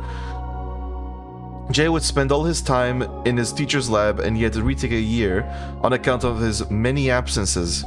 So he couldn't even be fucked to visit that much. Great. 4 years later, Devin Kay was diagnosed with a rare disease and left the academic world. Oh, that sucks. Jay was described by one of his classmates as one of the best in their year group, but also as the strangest one. Makes sense, considering what we know. Oh, sorry, was that a tree? That was like the effect, whatever what the fuck, the Curlian photography, yeah. For instance, he had no doubt about the scientific validity of extrasensorial perceptions and the models of their practical application. He was often described as an unfriendly man, and yet a little group of students would always spend time with him. After their bachelor's degree, they created together a student society called the Self Bureau. Due to the nature of their experiments, which the university has never wanted to reveal... That's a good sign! Yeah, we don't want to reveal the experiments these fuckers were doing. That's weird. The young members of the Bureau were sent down right before their PhD Viva. Sent right down? The members of the Bureau moved to Birmingham, and there was no sign of them for a while. Oh, this... Alright. So I guess the Dream Clinic. We were finally able to track them down 3 years after the Cambridge incident. At the time, Jacob was called Jasper. The Cambridge incident. There's so many fucking incidents. They had settled in a medical center in Birmingham's suburb. Internally, they called it the Dream Clinic, and they used the building both as a living and a working place. They had the fucking medical center all to themselves? That's nuts. In this clinic, they conducted several experiments related to REM sleep and to the psychic states of inconsistent consciousness. The treatments were free, and the candidates to the experiments were paid. Oh, cool. Cool. Awesome. Yeah, sure, why not? Yeah, they're just monitoring sleeping. We cannot explain how the group had managed to find such an important source of funding at the time. They just had infinite money, I guess. Jay just knew how to break the economy. For 5 years, Jasper and his team carried on their research without anyone noticing. Apparently, something happened in 1981, since the group split up that year and Jasper disappeared again. Thanks to the testimony given by Terrence B., we were able to trace the nature of the research conducted by Jasper, but also the reasons behind the dissensions of the group. During the first 2 years, the team made a major breakthrough decisive for the forthcoming events. Oh. They argued they had identified a dream dimension containing spatio-persistent places and zones which could be visited. Was this the maze thing? The starting point of their discovery was the case of Norma T., a young woman suffering from night terrors since childhood. Thanks to an ultrasound therapy treatment paired with hypnotic suggestions, Jasper managed to help the patient. Actual help? But Norma became subject to recurrent oniric visions which lasted several weeks. I think oniric are this like dream state, so Jasper used the same treatment on other volunteers in the clinic, and the results exceeded their expectations. They experienced the same visions, and they became systematic, despite the complete isolation of the patients. At first, the images were peaceful. A little bridge leading to a calm sea. Okay. A majestic tree bathed in light. A majestic tree bathed in light. And as they walked further into the dreamlands, the visions became more symbolical, even mystical. The candidates mentioned visions showing huge eyes staring at them in a face of cyclopean size. Cyclopean? Isn't cyclopean just like one eye? I guess cyclops were bigger, actually. They saw a lot of eyes. And the big face. All the candidates explained that after a little while they would see a sort of tunnel or an arch shaped by trees, and at the end of the strange corridor, a door or a gateway would appear.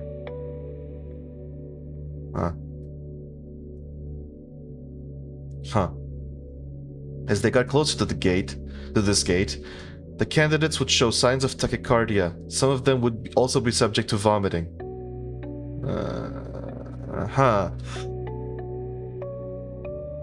I see. We suppose this is the moment where the group started to split. Jasper and 2 of his most faithful followers really wanted to see what was behind this door. I see. The other members expressed a certain unease concerning the uncontrolled protocol and possible effects on the candidates who had not given their full consent. Despite those dissensions, one last experiment was conducted on 10 or so candidates who were given an anti-nausea medicine. No, tachycardia is from the heart condition.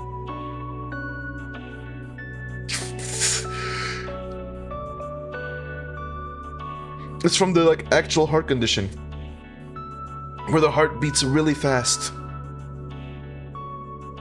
Dum dum dum dum dum dum dum dum dum dum.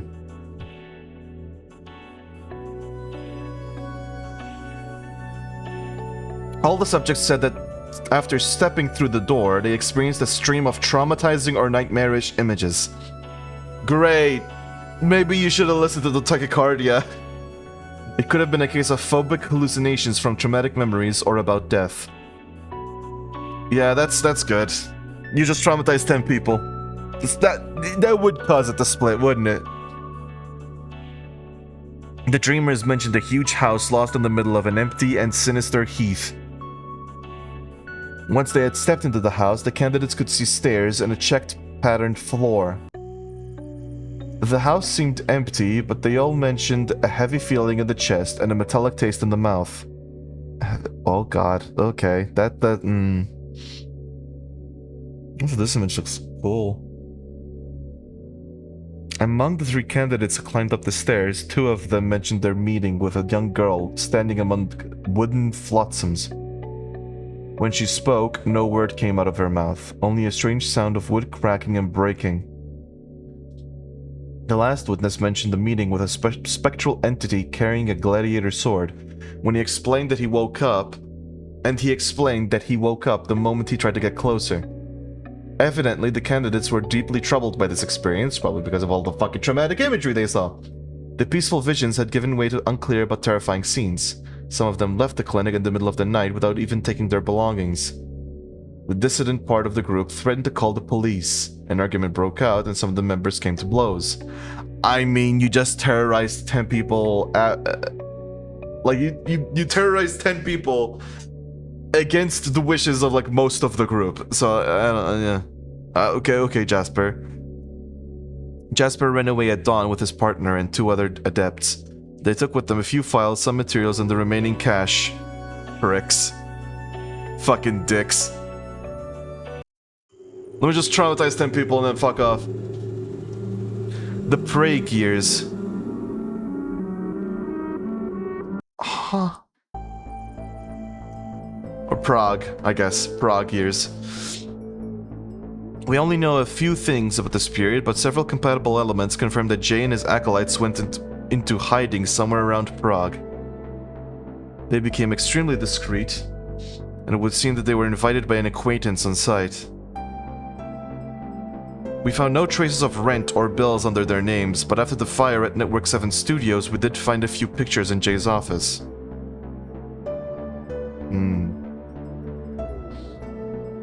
Also, what the... The air conditioner feels a bit weird.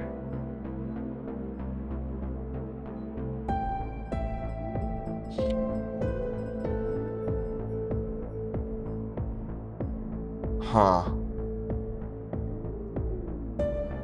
After the fire they found it, huh?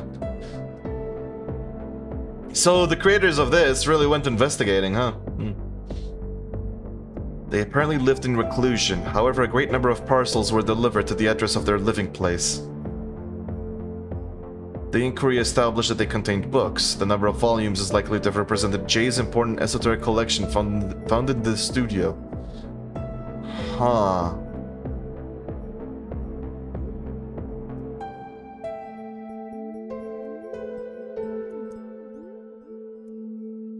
Two years ago, an independent journalist discovered a book written by the couple during their Prague years, but published in the United States. Entitled Dreams, Transform Your Life to the Power of Your Dreams. It introduces different techniques related to dream control. Here are the names of a few chapters. Painting the Imaginary Tree. Taking a Mental Self-Portrait. The Third Eye. Identifying your personal archetypes. Building a house of dreams. Sketching dreams. After building a house of dreams? This is dream exercise 3. Build a house. Sketching dreams. Digging into the unconscious. Learning to fly. On the Dream Highway. Posing a visual question. Building a dream temple. Setting your dream self free. Huh. Maybe this is what happened. They set their dream selves free and then started stop being completely normal people. This also says Dream Exercise 4, which I think was another thing. You've reached the maximum number request, buddy. I don't even know what the fuck they're... You reached the maximum number, can't request too much. I think I set up a limit. I think there's... Not I set up a limit, but there is a limit. Actually, I could just do this. I mean, for now, it's fine. Let me just... No.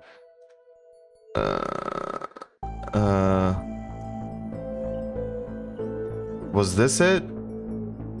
No.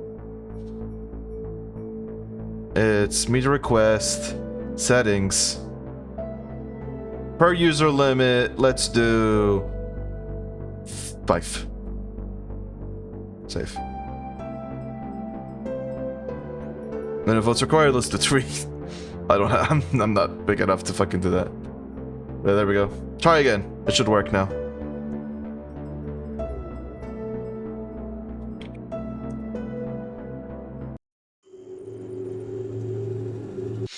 So they just did that. It's fine. They just kind of got high in a house and made a dream book.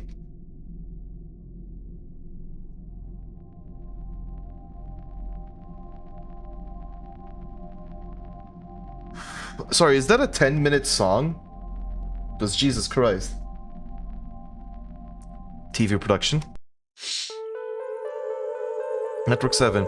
As soon as he came back to the United Kingdom, Jay put a lot of money in different kids' TV programs on cable channels. Here are a few noteworthy examples. The Cranky's Electronic Comic. The Cranky's Electronic Comic. Galloping Galaxies. Ghost Train.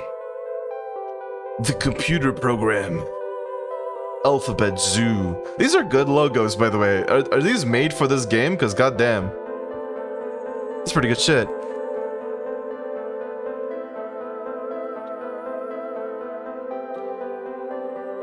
The Trapdoor. Terror Towers. Alias. The Jester. I was gonna say like, oh, this is cool. Why did he make so many? And then I saw the Jester, I'm like,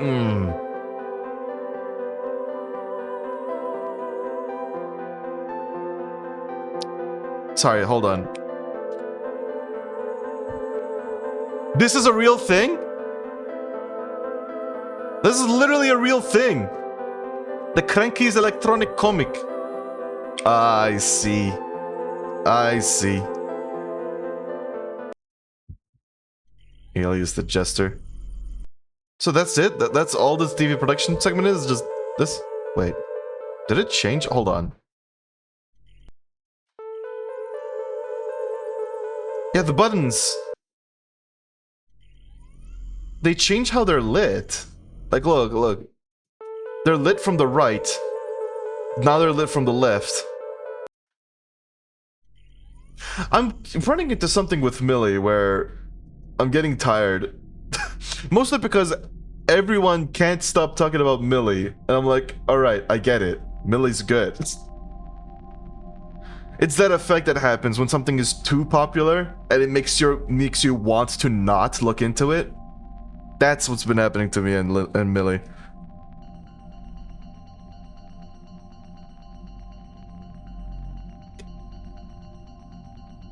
It's also what happened with like Limbus, I suppose, in some respect. Imagine Dragons believer. Yeah, I believe in imaginary dragons. Movie production, because apparently they made movies. Meatballs. Hold on. Prison Kill. Meatballs. The Meat Man. Brain Feast. Alright. Okay. I see.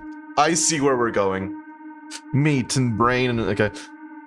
Between 1990 and 1995, Jay funded, through his affiliated company called Third Eye Movies, 8 feature films thanks to the benefits collected at Maze Masters.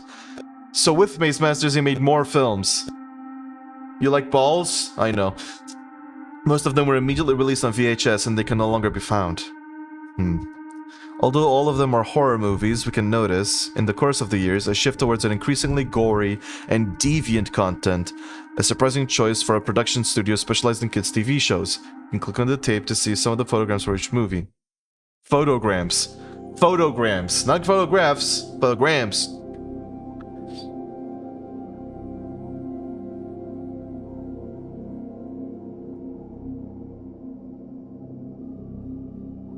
Let's do Prison Kill. It seems innocent enough. Oh. Ah! The shower is bleeding! I'm in prison and I am killed. Oh, damn, that's cool. Oof. Poor guy. Poor other guy. Ah! Ah! Cool. I was thinking people's opinions about positive and negative mixed unite. Yeah. There is a sort of internet way of approaching the internet. And one of them is whenever you see anything that pisses you off, take a step back. When it comes to arguing, the golden rule is it worth it to argue, or are you just wasting your fucking time? Most of the time, 9 times out of 10, you're wasting your time. Don't even argue. Just block and move on or whatever. As for comments, don't take them too seriously. At this point, I've accepted that like 70% of every user media, whatever the fuck, is basically bots. So, just don't even take it that seriously. Just keep this thing in mind. Rage is a component of every algorithm because rage keeps you engaged. So whenever you go to Twitter or Blue Sky or whatever the fuck, or YouTube or whatever, and you see something that pisses you off, chances are it's on purpose. You're being baited. Also, this music's great. I like this. I like this one.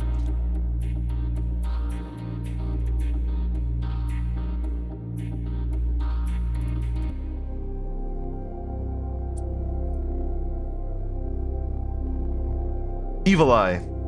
Oh my god, the evil eye. Oh, it is shoot a laser. Oh, I am made of blood. I am the wolf of the evil eye. I am man. I stab. Ah! My head exploded. Ah! Like most people on the internet. That also makes sense. I mean, there's like what, 8 billion people on the world? 8 plus? There's been more people on the internet than there has ever been. You're not gonna like a majority of people. You know? There's a reason that we have a handful of friends, even though there's like 1 billion people in the world. 8.3 billion now. Oh, damn. We keep going up. We are starting to go down, though, from what I hear. Like, every single country has stopped having kids. For me, there's, like, multiple reasons why I don't want a kid. Number one is the responsibility is too much. I do not trust myself to be a parent. So I'm not gonna be one. I'm not gonna just risk it, you know, just for the fuck of it. 2 is having a kid means the next 18 years of your life are basically dominated by this one entity. I do not want that commitment ever. That is horrifying. Marriage is a far more like endearing commitment than having a kid is. Having a kid is like giga marriage, you know?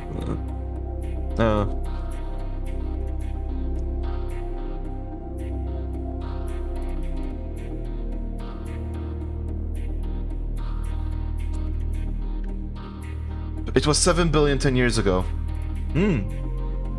Yeah, so the rise is getting slower. Anyways, Dead Planet. Brainio. I got 3 people in tube. Is this like Am?